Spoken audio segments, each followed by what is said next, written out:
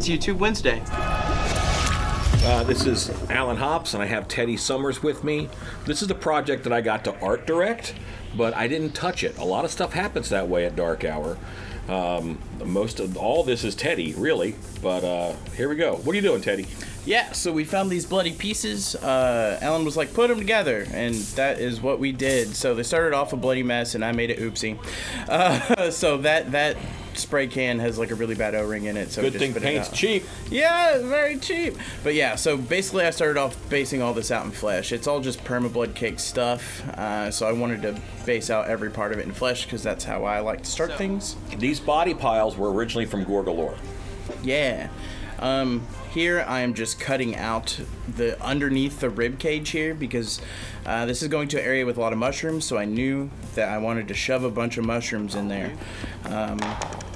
Yeah, so we have these wonderful mushroom sheets. And so you can watch what he's doing here. It's pretty simple. A lot of it's contact cement to put them together and whatnot.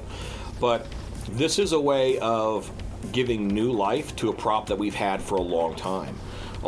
It's true that nothing comes to you finished, and you have to make some modifications to make it fit the world that you created. But also, once you've had something for 5 or 6 years, there's no reason why you can't give it a whole new life and make it awesome in a different way. Yeah. Here I'm just basically getting as much like hot glue in there. It is black hot glue. That way we can thermally ease it down. An actor's not going to be wearing this. It's not going to be anywhere near heat. So hot glue is fine. Also, black hot glue makes it really easy to seam all of this out. I do multiple layers to seam it, but now we're just painting. Putting some details into what was already there. It was just based out. The mushrooms were pre-painted, so that gave us a lot of room to go straight into making the mossy, moldy textures. The flesh pops really, the green pops really nice over that flesh. That looks really good. And this is going in an area called the moss parlor. So it's a lot of plant monsters, it's moss, it's trees, it's vines, and a lot of fungus and mushrooms are things that we've been doing lately. Yeah, so greens are in, doing browns, doing some definition. You don't see this prop for very long, it's just kind of in a corner, but we're painting for low light, so everything is a little bit harsh. And if you notice, even when Teddy based it out, he didn't base out every single bit of it. He hit it from the top, and sometimes that's called a Zena something base, because it's dark underneath still. But you've already hit the highlights when you did your base paint. Yeah, I pretty much do the same thing that's happening here. I color block it out.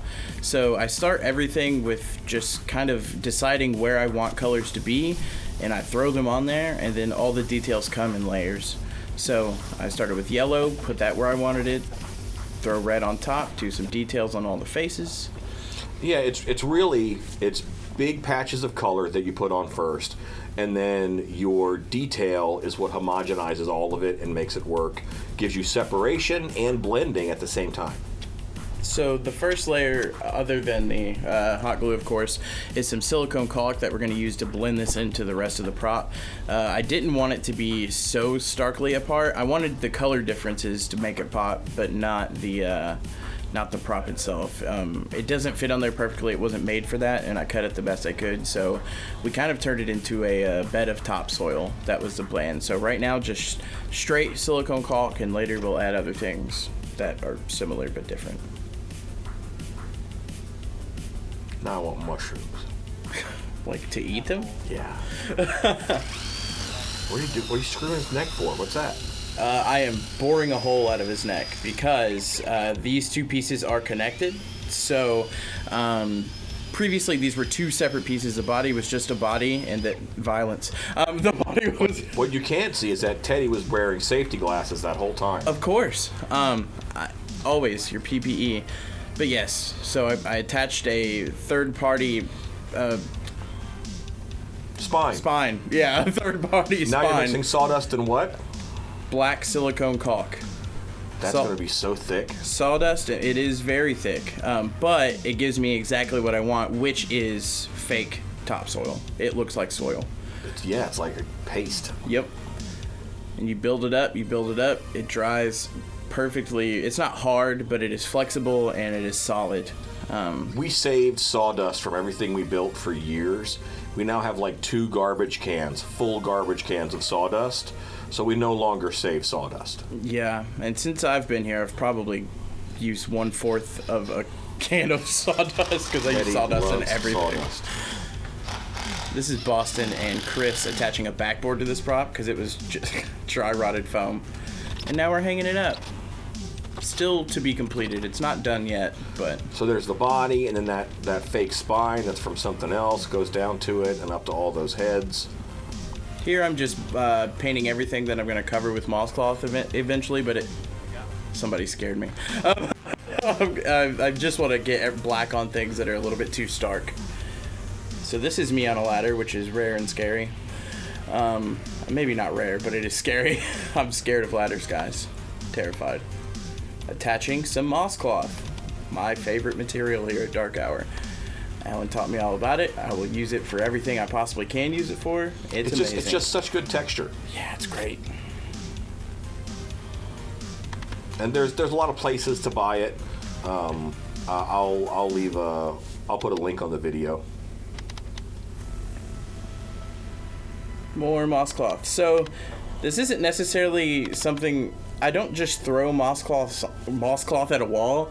I am a little strategic in the way that I place it, in the way that it would surround the body and, wrap the body. I wrapped it around the leg and stuff like that. And right here I'm just using some 5-minute epoxy to add super glossy textures on the faces, on part of the rib cage and stuff like that.